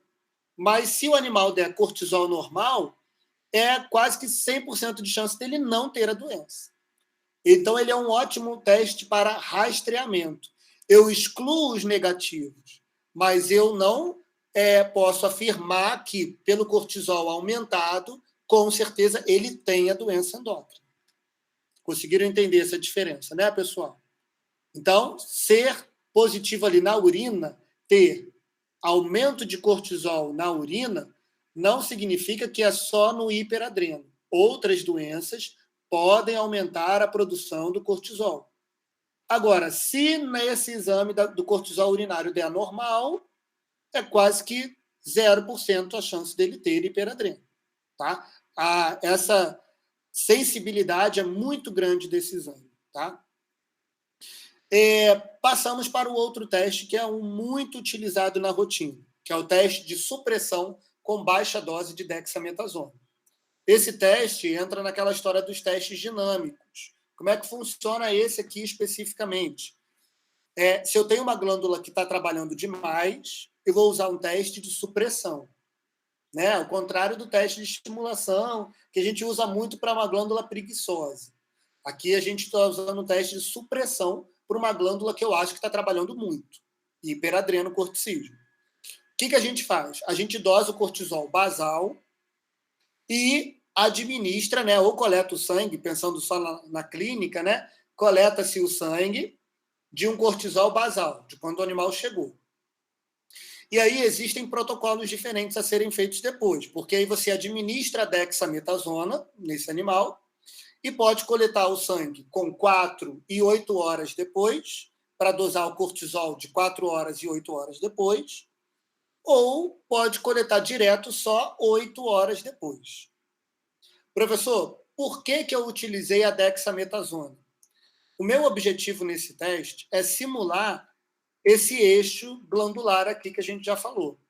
Quando eu dou a dexametasona, como está até mostrando aqui na letra C, quando eu administro a dexametasona, por efeito dessa dexa, ela vai diminuir a liberação do ACTH Consequentemente, no animal normal, né, a gente vai diminuir a liberação do cortisol, e quando eu dosar o cortisol com 8 horas depois, eu vou ter o cortisol suprimido. Por isso que o nome do teste é teste de supressão. Então, o animal normal responde ao teste diminuindo a produção. Eu simulei um cortisol ali que está inibindo o feedback negativo. Se eu usasse prednisona ou prednisolona, na hora de dosar o cortisol, iria me atrapalhar. Porque esses outros dois, prednisona, prednisolona, dá reação cruzada no teste da dosagem do cortisol. Por isso que a gente utiliza a dexametasona especificamente. Tá? Então, eu tenho que utilizar ela para não dar essa interferência. Beleza. E aí, professor, por que o 4 horas na história? Com a dosagem de 4 horas, isso me ajuda a diferenciar o tipo hipófise dependente ou tumor da adrenal. Então, com a dosagem de 4 horas, eu consigo fazer essa diferenciação. Como assim, professor? A gente tem aquelas duas etiologias, né? Deixa eu voltar aqui de novo. Temos as duas etiologias, mais comuns, hipófise dependente mas pode ser um tumor da glândula adrenal. Quando eu doso nas 4 horas, se for o tipo hipófise dependente, que é o mais comum, a gente tem um efeito de supressão nas 4 horas. Mas às 8 horas, perde o efeito de supressão de novo e caracteriza hiperadrenocorticismo para mim.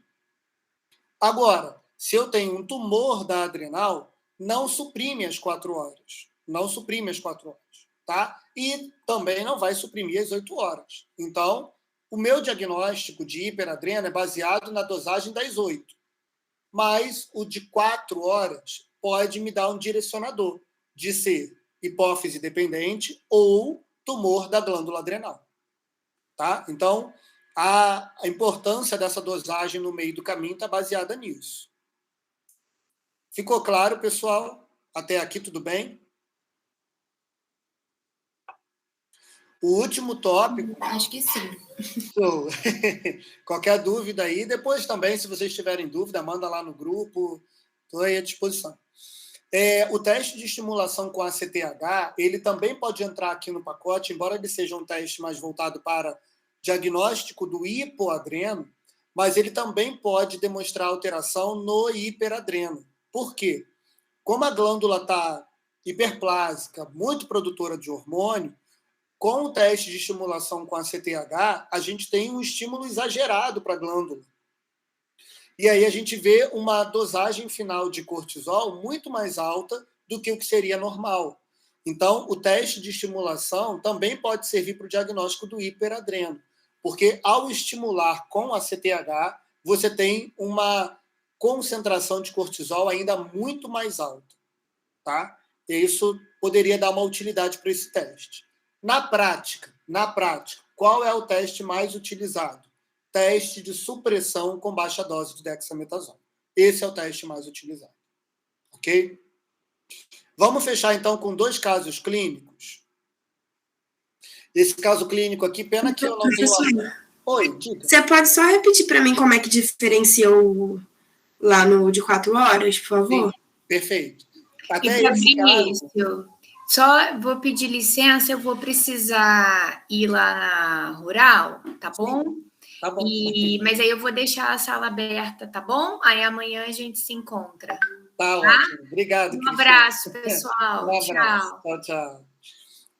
Aqui, pessoal, o teste de supressão que a colega pediu para diferenciar. O nosso diagnóstico é sempre baseado na dosagem das 8 horas, tá? Pós-supressão. Mas o de 4 horas, ele vai diferenciar os dois de que forma?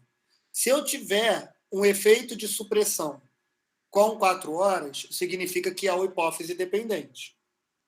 Se eu não tiver supressão nem às 4 horas, ou seja, o cortisol continua alto com 4 horas de administração de Dexa, é porque é um tumor de adrenal. Foi? Foi sim, obrigada. Nada. Professor, Vamos a caso... por acaso, eu apresentei ontem um artigo lá na Liga de Cardio, que eu faço parte, e aí a gente está no bloco de endócrino. Aí falava de hiperadreno, o artigo e tal, e aí eu vi que tem um teste de supressão com alta dose de Dexa também. Perfeito.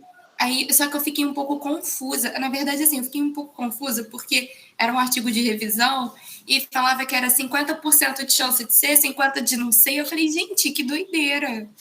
O mais usual que a gente usa é o teste de supressão com baixa dose. O teste de supressão com alta dose, ele pode atrapalhar no diagnóstico, porque nessa alta dose você poderia mascarar esse hipófise dependente, porque ele geraria uma supressão nesse sentido, do hipófise dependente, entendeu?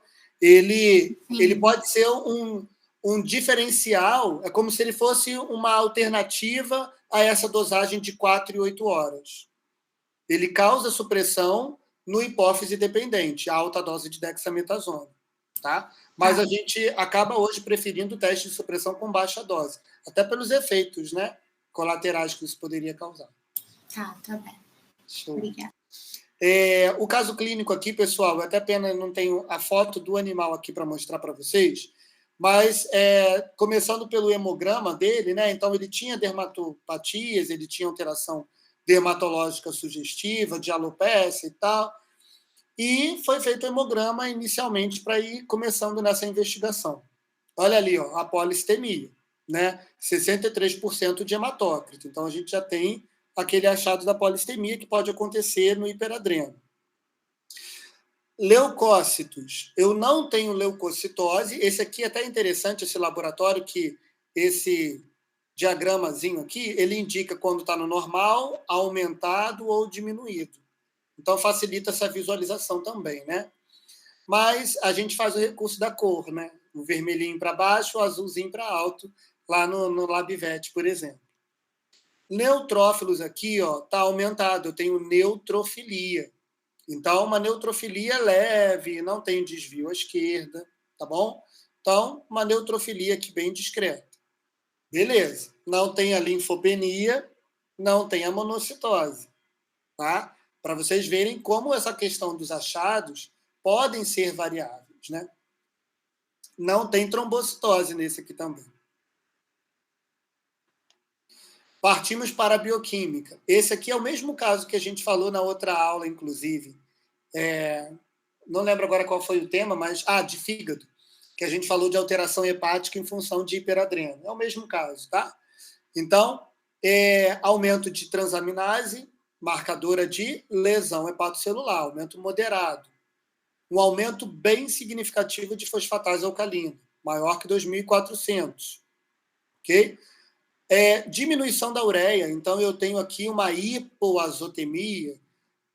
A gente pode ter essa diminuição da ureia no hiperadreno pelo aumento da taxa de filtração glomerular. Então, a gente pode ter uma diminuição da ureia, às vezes até da creatinina também, tá? Mas principalmente da ureia fica mais fácil da gente ver a diminuição por aumento da taxa de filtração glomerular. Jogo fora mais rápido.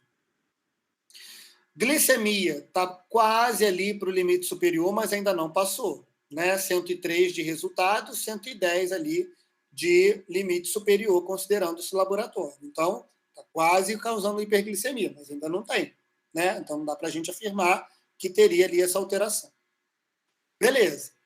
Partimos para mais exames. Lipidograma. A gente pode ter alteração de colesterol, até esqueci de falar ali dos exames de rotina, a alteração do colesterol total ou das frações, de triglicerídeo, tá? A gente pode ter alterações associadas também ao hiperadreno. Então, o colesterol total não alterou, mas quando eu vejo as frações, eu tenho alteração. Então, o valor de referência para LDL seria de 71, está em 121. Isso aqui como a Ana disse, né, tutor dos sonhos, o exame que pedia ele fazia, então era ótimo para poder fazer os exames bem direcionados para o diagnóstico, né, ver o que tem alteração e o que não tem. Triglicérides, né, ou triglicerídeo, também alterado, então hipertrigliceridemia, tá? Lembrando do termo técnico sempre. Então, hipercolesterolemia apenas de fração de LDL e VLDL, que são duas lipoproteínas aqui, mas não tem hipercolesterolemia total.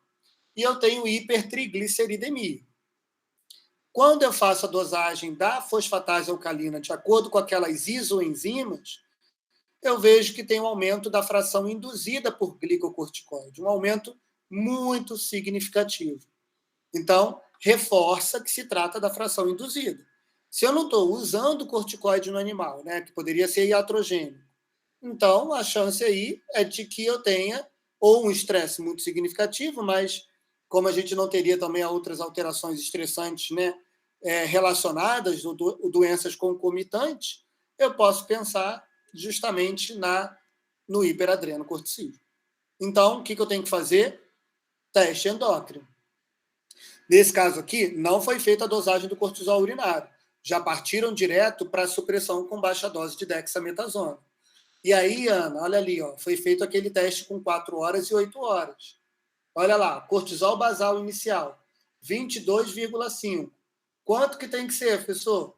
Para esse laboratório aqui, levem sempre em consideração o valor de referência, tá? 5 a 60. Tá 22,5 basal. Beleza. Não está até aumentado, né?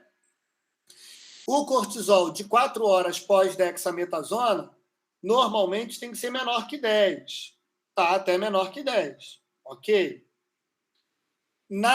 No cortisol, 8 horas após a dexametasona, o normal é que seja menor do que 10 também. Deu 34,7. Com isso, fechamos o nosso diagnóstico do hiperadrenocorticismo, tá? Pela supressão de 8 horas que não existiu.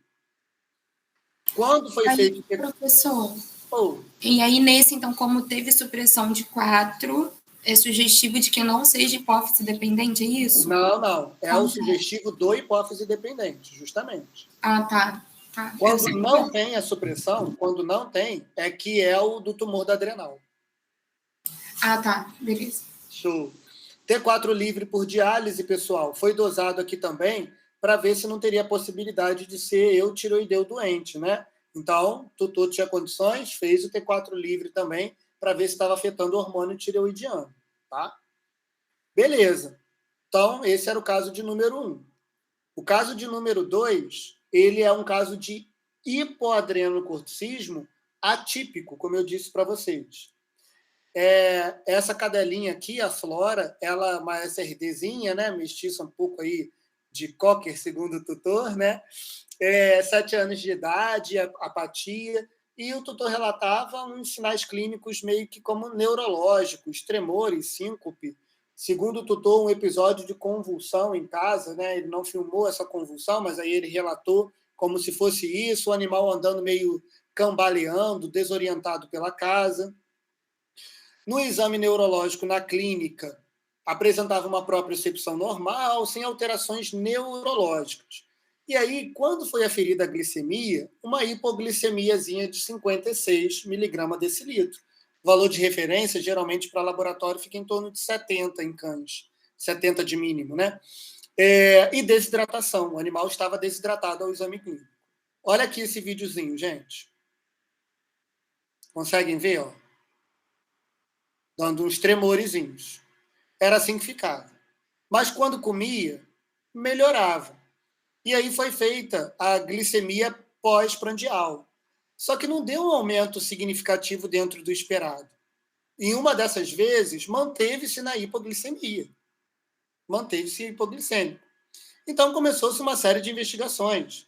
Dosou insulina para ver se talvez ele pudesse ter um hiperinsulinismo, né? Um animal já de 7 anos, vai que ele tem um insulinoma, insulina normal.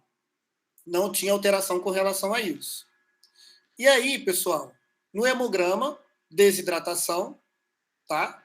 Então, a desidratação do exame físico confirmado aqui também, por uma policitemia, né? Deixa eu achar proteína, ó, proteína um pouquinho aumentada também, uma hiperproteinemia, então reforça a policitemia relativa, ok?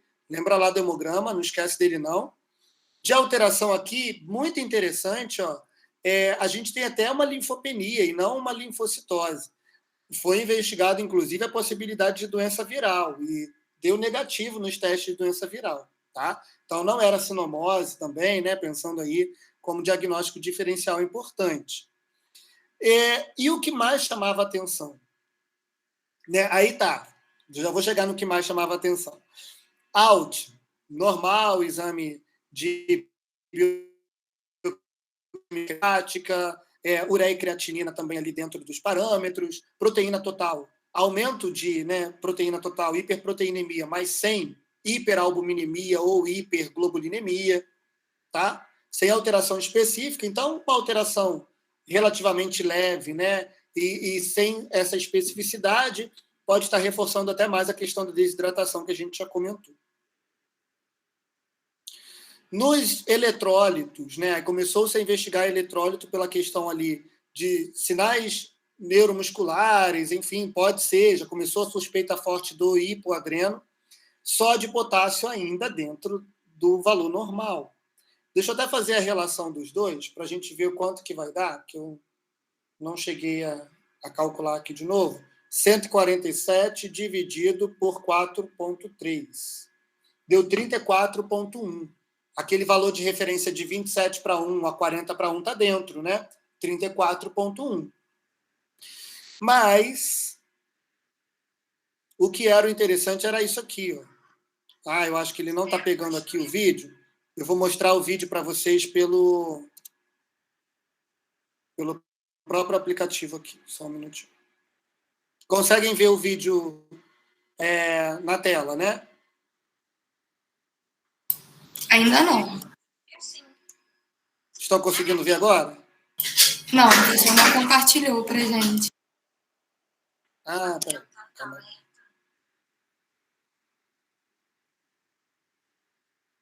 E agora? Ainda não. Não o vídeo de um cachorrinho? Professor, não sei se é só para mim, mas eu não tô vendo, não. Não compartilho, como se você não tivesse compartilhado a tela. Professor, não tá aparecendo nada, não, só o seu rosto. Poxa vida. Eu vou colocar depois o vídeo para vocês lá no grupo, ou então talvez aqui, ó. A minha tela continua compartilhada, não tá? Não, você parou a compartilhação. Compartilhação foi eu. Então peraí, calma aí. Deixa eu compartilhar de novo aqui.